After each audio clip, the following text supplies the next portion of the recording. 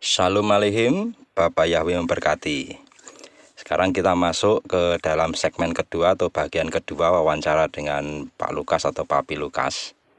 Jadi ini sebenarnya pembinaan saya pribadi dengan Pak Lukas, tapi sengaja saya rekam supaya yang pembinaan nanti tidak hanya saya sendiri, tetapi saudara-saudara, Bapak Ibu juga ikut pembinaan, apalagi yang tempatnya jauh-jauh gitu ya, di luar Jawa dan lain sebagainya. Kita tidak lagi dibatasi oleh jarak. Nah, sebelum kita mulai yang bagian yang kedua ini, saya ada cerita. Jadi seperti ini ceritanya. Istri saya itu tidak bisa naik sepeda atau sepeda motor, karena dari kecil dia dilarang belajar naik sepeda. Itu disebabkan karena mertua saya, jadi ayah dari istri saya, itu dulu pernah kecelakaan ketika naik sepeda. Jadi ayah mertua saya itu dulu kepala sekolah SD. Kalau berangkat kerja dia naik sepeda, kemudian dia di tengah jalan kecelakaan. Setelah itu dia trauma, lalu kebetulan yang belum bisa naik sepeda tinggal istri saya itu anak bungsu, dan akhirnya dia sampai sekarang tidak bisa naik sepeda. Jadi tergantung dengan kendaraan umum atau saya antar dan lain sebagainya. Itu menjadi gangguan di dalam dirinya karena dia harus harus pergi gitu ya. Dia ingin kemana-mana itu bisa sendiri gitu. Kemudian suatu ketika dia melihat di internet ada sepeda listrik roda 3 di situ.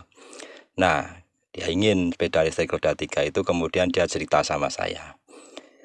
Saya pakai keinginan dia ini untuk membangun kehidupan rohani di dalam keluarga saya. Saya bilang sama istri saya, kalau ingin sepeda ini, kamu harus mengambilnya dari alam semesta. Sepeda ini murah, tidak sampai 10 juta harganya. Tetapi kita harus belajar, kita punya Bapak Yahweh, Raja Alam Semesta. Jadi biar Bapak Yahweh memerintahkan kepada alam semesta untuk menyenangkan hatimu, menyenangkan hati istri saya, maksud saya seperti itu. Nah, kemudian dia setuju. Nah, sekarang dia memulai melakukan LOA untuk mendapatkan sepeda listrik roda 3 ini.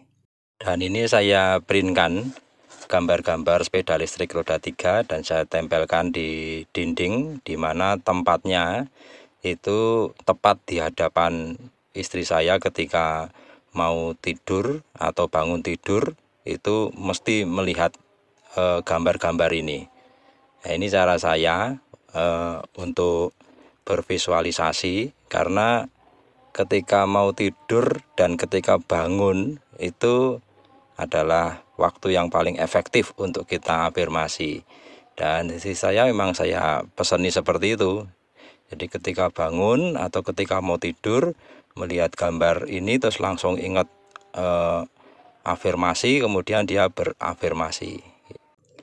Bapak, Ibu, dan Saudara, biasanya orang kesaksian LOA itu kan sudah menerima ya. Nah, sekarang kita melihat, sekarang ini saya sekarang ini sepedanya belum ada di rumah secara fisik ya. Tetapi kami percaya bahwa alam semesta sudah diperintahkan Bapak Yahweh untuk memberikan sepeda itu kepada istri saya, dan istri saya sudah menerimanya. Nanti kita lihat hasilnya. Oke? Nah, tanpa berlama-lama, mari kita masuk ke dalam segmen yang kedua. Salam Pak Lukas, selamat sore. Selamat sore. Ya, ini bagian yang kedua Pak, untuk pemula ya Pak ya, LOA untuk pemula. LOA itu kan ada berbagai macam metode ya Pak ya, ada meditasi, afirmasi, visualisasi, scripting, macam-macam gitu. Nah, ini kalau untuk pemula itu sebaiknya memulai dari mana Pak metodenya? Dan tujuan masing-masing metode itu apa toh Pak? Misalnya meditasi itu sebenarnya untuk apa gitu? Silakan Pak, mohon penjelasannya. Ya, jadi metode itu kan banyak. Cuman di sini yang dipertanyakan adalah meditasi. Meditasi itu untuk apa sebetulnya?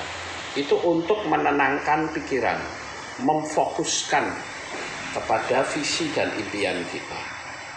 Kalau kita ibarat ya naik kereta kuda, kudanya itu ada 6, ya. Tapi sekarang bayangin, yang 2 itu pengen lari ke depan, yang 2 pengen lari ke samping, yang 2 pengen berhenti. Iya. Wah, itu nggak jalan itu. Itu sama saja pikiran kita. Malah murat-marit keretanya. Berantakan. Itu saya sebut dengan mindset. Apa namanya? Pikiran liar. Iya. Saya nyebutnya pikiran liar. Pikiran liar ini seringkali mempertanyakan kepada kita dan cenderung menghina. Ya, dari mana kamu dapat uang? Nah, kalau kita ketemu seperti itu, saya punya trik. Iya. Trik yang paling manjur yang seringkali saya lakukan adalah ketika pertanyaan, kamu ingin punya rumah, emang duit dari mana? Iya. Itu langsung saya pertanyakan, kenapa ya kok saya bisa punya rumah seindah ini? Nah, itu nanti pikiran liar yang tadinya mengkritik dia akan cari jawaban. Iya, Dan jawaban yang paling tepat biasanya pikiran liar itu berkata begini, ya terang kamu punya rumah bagus, wong sahabatmu itu kaya-kaya. Iya. Ada lagi pikiran liar ngomong, ya iyalah karena kamu orangnya ramah. Iya. Jadi sudah jawabannya itu sudah bukan kritik, tapi jawabannya adalah berusaha untuk membuat seolah-olah itu bukan sebuah mukjizat. Iya. Karena apa? Ya karena kamu orangnya ramah. Wajar dong kalau orangnya ramah ya pasti disukai banyak orang kan gitu. Iya. Wajar dong karena kamu itu temannya kaya-kaya, bisa dong kamu dikasih. Bagi kita nggak masalah. Iya. Mau dikasih kayak mau apa? Yang penting aku punya rumah kan gitu. Iya. Jadi itu yang sebetulnya tujuan dari sebuah meditasi. Meditasi itu bisa dilakukan pagi, siang, sore, malam. Iya. Bebas. Yang penting suasana sepi. Iya. Ya, pelajaran tentang meditasi itu sudah ada di channel saya, Lukas Sutrisno. Sehingga di situ mekanismenya saya kasih tahu. Iya. Dan mekanisme yang kedua dalam hukum loa itu adalah bukan cuma meditasi tapi afirmasi.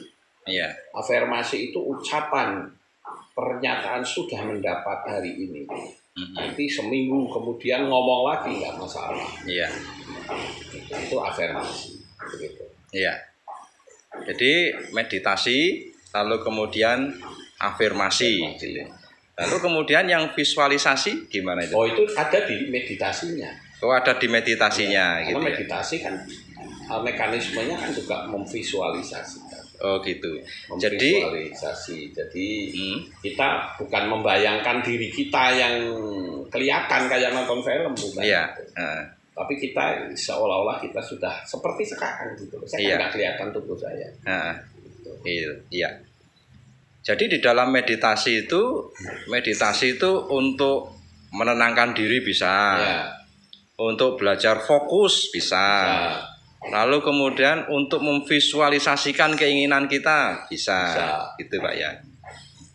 Lalu kemudian ada lagi ini ya, pertanyaan-pertanyaan dari luar gitu. Yang divisualisasikan itu apa Pak gitu ya. Jadi kan ada orang yang memvisualisasikan keinginan tapi nggak kecapai gitu. Karena ini menurut apa yang pernah Pak Lukas sampaikan kepada kita, bahwa yang kita visualisasikan itu sebenarnya perasaan kita ketika kita mendapatkan apa keinginan kita gitu. Gimana Pak penjelasannya? Ya, saya punya trik bagaimana sih caranya kalau kita sering mengalami kegagalan dalam visualisasi. Ya. Gampang, kita cari aja foto kita yang bagus. Ya. Gitu. Foto kita yang bagus. Pas foto atau foto bebas gitu ya? Ya bebas, pokoknya foto kita dalam keadaan senang gitu. Oh iya. Contohnya gimana? Karena saya pengen punya mobil ya, coba aja saudara berdiri di samping mobil Jaguar kayak atau mobil Mercy kayak, suruh orang lain motret gitu. Iya. Nah itu kan termasuk visualisasi. Kita nonton itu terus. Sama seperti waktu saya dapat tempat ini kan juga tempat ini tak foto, tak taruh di desktop. Jadi kalau saya buka komputer selalu saya melihat tempat ini. Gitu. Tetapi yang kita lihat di situ di foto itu kan jadinya kan ya Pak ya, diri kita ya Pak ya. Jadi kita tidak sebagai ya memang otomatis. Iya, tidak sebagai aktor utama gitu loh Pak. Tapi yang kita foto sebetulnya jangan orang lain yang memfotokan, kita foto aja tempat-tempat ini. Oh gitu ya. Seperti waktu saya mendapatkan tempat ini, nggak ada foto saya. Iya. Saya cuma minta izin sama yang jualan, kan dulu jualannya plastik sama kedelai. Iya. Kebetulan yang jaga itu jemaat Al-Iftah. Saya namanya Sari sama Selamat. Iya. Saya bilang gini, aku tak lihat-lihat rumah ini. Oh ya Pak, silahkan. Ya, saya naik ke atas, tak foto nih gitu. Iya. Terus saya taruh di desktop. Jadi kalau saya buka komputer, saya lihat tempat ini. Dan selalu saya bilang terima kasih Bapak Yahweh. Saya sudah mendapatkan tempat ini. Iya. Akhirnya betul-betul terjadi. Padahal sebagian besar waktunya Pak Lukas di depan komputer ya Pak ya. Tiap hari, tiap saat lihat. Iya, tiap hari, tiap saat lihat seperti itu. Iya. Dan faktanya banyak berhasil. Iya. Oke. Itu saudara-saudara ini ya langkah-langkah untuk metode-metodenya. Iya. Jadi meditasi, afirmasi itu perlu kita lakukan, dan visualisasinya di mana? Visualisasinya adalah ketika kita bermeditasi, gitu. Mungkin saya tambahkan masalah afirmasi ya. Afirmasi itu tidak harus untuk kekayaan. Saya jadi ingat bahwa ketika saya ke Israel beberapa tahun yang lalu, saya itu nyaris nggak sampai ke sana. Oh iya. Karena baru sampai di Hong Kong kalau nggak salah. Sampai di Hong Kong itu saya itu pingsan. Apa Pak? Pingsan. Oh pingsan. Pingsan. Semua gelap. Saya berpikir wah mati saya ini sudah nggak sampai. Iya. Ke Israel. Sampai saya diberonyok sama ibu-ibu pada datang pada ngurusin saya. Iya. Sampai akhirnya saya bisa sehat kembali. Iya. Nah ternyata setelah sampai di Israel ada hal yang baru lagi, yaitu entah kenapa saya ngangkat sendok itu nggak kuat. Seluruh tubuh tuh ngilu semua. Iya. Lalu apa yang saya lakukan? Nah disinilah afirmasi itu saya lakukan. Iya. Tangan kita ini kan punya energi. Iya. Ya jadi tangan kita lus-lus gini ya, tangan saya. Hei tangan, kita ini ada di Israel loh. Iya. Kita nggak bisa beli obat apapun di sini karena kita beda negara. Ayo kita jalan-jalan. Saya percaya tangan sehat ya. Tangan saya ini tangan yang hebat.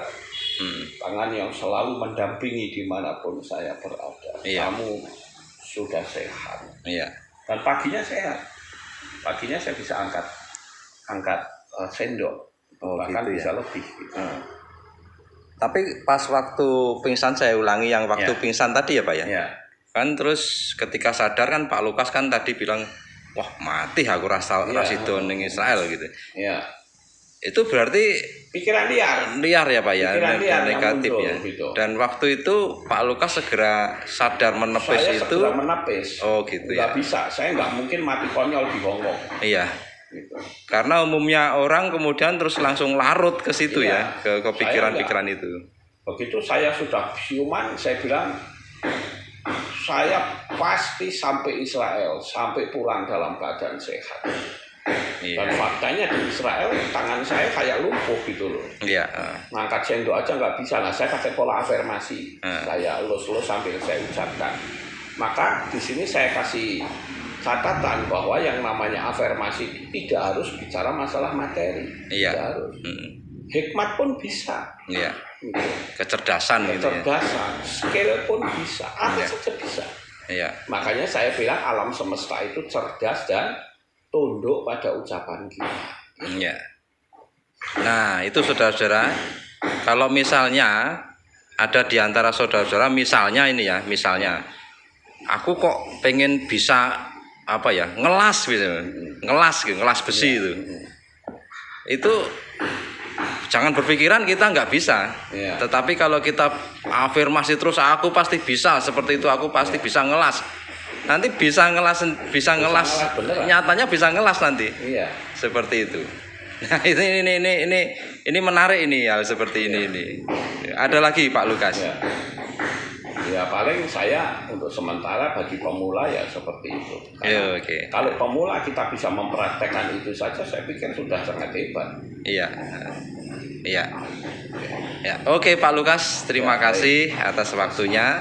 Lain waktu kita ngobrol-ngobrol lagi ya Pak ya, kita kupas LOA lagi supaya ini bisa banyak orang ngerti, sehingga banyak orang bisa mencapai apa yang menjadi keinginan dan impian-impiannya. Gitu ya Pak? Boleh. Iya. Oke. Terima kasih Pak Lukas, sukses untuk kita semua. Bapak Yahweh memberkati. Haleluya. Amin. Salam.